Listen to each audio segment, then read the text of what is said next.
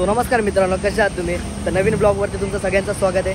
तर गेल्या व्हिडिओला तुम्ही जसा रिस्पॉन्स दिलेला शिवसाई गोविंदा पथक, तसाच आज पण एका गोविंदा पथकाचा शुभारंभ आहे.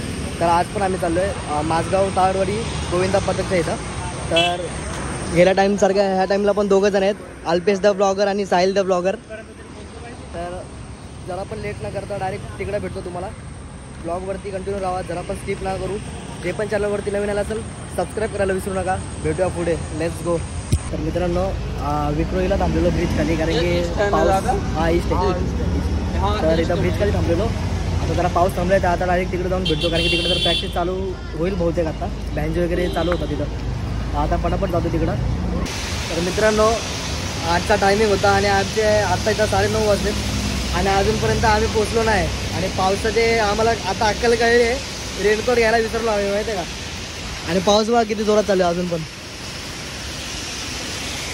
कसं वाटतं तुला? हा तर नुसता आनंद घेतोय पावसाचा भाई.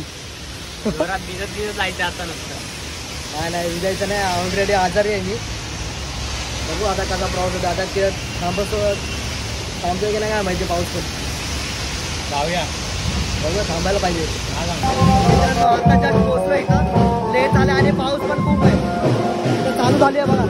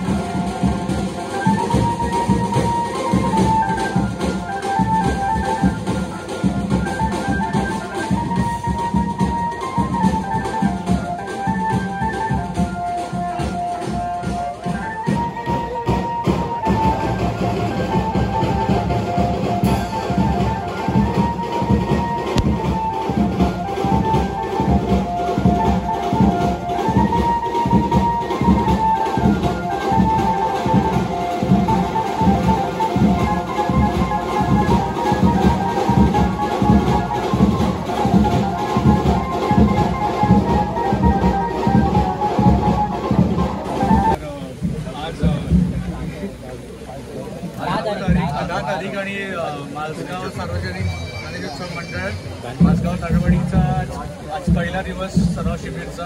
लहानपणापासून मी बघत आलो आहे आणि पप्पांबरोबर सर्व पूर्ण गोविंदासमोर फिरत असतो. एक वेगळा जोश असतो, एक प्राऊड फिलिंग आहे की मी कसं ना कसं या गोविंदाशी असोसिएटेड आहे. आणि मला असं वाटतं की दुनियाची कुठलीही गोविंदे जर कुलगुरू असतील ना, तर माझगाव ताडवाडी ही युनिव्हर्सिटी आहे, इथून सगळे शिकून गेले आहेत. आणि मी सर्व बालगोपाळांना खूप खूप अभिनंदन करतो आणि ऑल द बेस्ट करतो की दरवेळेला मी सोबतच असतो. आम्ही जाधव कुटुंब आणि सगळे सोबतच असतात.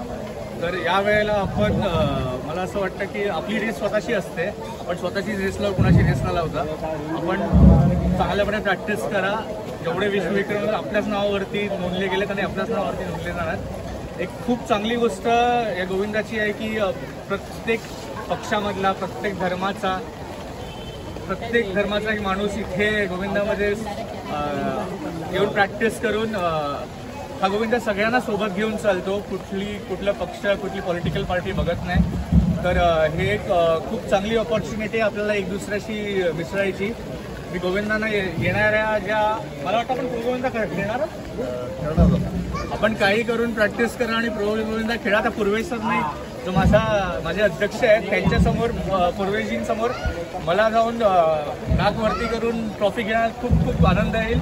तर मी सगळ्यांना खूप खूप शुभेच्छा देतो आणि तुमची प्रॅक्टिस अशीच चालू ठेवा. मला वाटतं पाऊस मी एक कौल दिलंय, आपण इथे पुढे जिंकूनच परत येऊ. धन्यवाद. गणपती बाप्पा. आमचे नेते निखिल जाधव हे बोलल्यानंतर मी बोलणं योग्य नाही आहे, कारण प्रोटोकॉलमध्ये शुगर येत नाही. पण मी त्यांच्या परवानगीने पुढे बोलतो. माझगाव दक्षिण विभाग सार्वजनिक गणेशोत्सव मंडळाचा हा गोविंदा जो आम्ही 1985 साली या सरावाला सुरुवात केली आणि तेव्हा आम्ही 5 थर लावले होते. तेव्हाही आम्हाला खूप आनंद झाला. उद्देश एवढाच होता की सराव करण्याचा उद्देश एवढाच होता की जे दहीहंडी लावताना जे थर लावताना जी पडझड व्हायची, जे मुलांना मार लागायचा, तो मार लागू नये, इंजुरी होऊ नये, अपघात होऊ नये म्हणून ही सुरुवात केली होती या माझगाव दक्षिण विभाग सार्वजनिक गणेशोत्सव मंडळाने सरावाची. आणि आज जवळजवळ मुंबई आणि संपूर्ण महाराष्ट्रामध्ये ही प्रथा चालू झालेली आहे आणि ती अतिशय चांगली गोष्ट आहे. आणि आम्ही आमच्या मंडळाच्या माध्यमातून आम्ही एवढंच सांगणार सर्व गोविंदा पथकांना की तुम्ही सुद्धा चांगला सराव करा, चांगली प्रॅक्टिस करा आणि जेवढी तुमची प्रॅक्टिस होईल तेवढेच थर लावण्याचा रिस्क घ्या. अन्यथा जास्ती मोठी रिस्क घेऊ नका आणि हा उत्सव अगदी आनंदाने साजरा करा आणि आनंदाने यावर्षी साजरा करूया आपण, अशी मी तुम्हाला सर्वांना शुभेच्छा देतो. धन्यवाद. जय हिंद, जय महाराष्ट्र.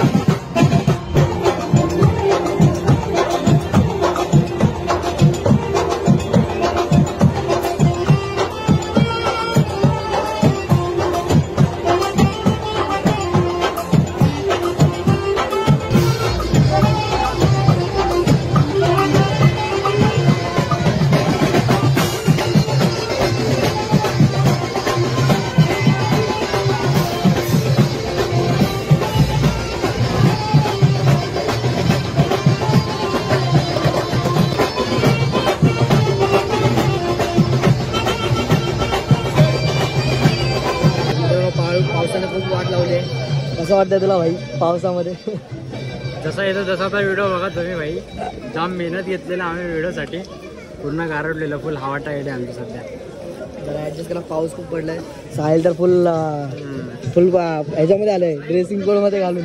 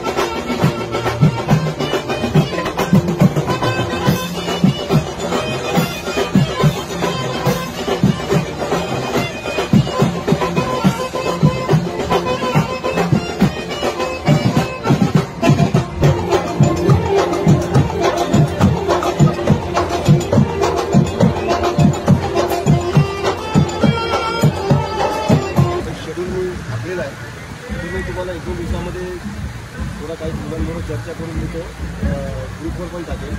आणि शेड्यूल असं आहे, मी थोडक्यात सांगतो की एखाद आठवडा जो आहे ना, पहिला एखाद आठवडा जो असेल ना, तिथे आपल्याला 3-3, 4-3-3, 4-3-3 म्हणजे एवढीच मुलं पाहिजे.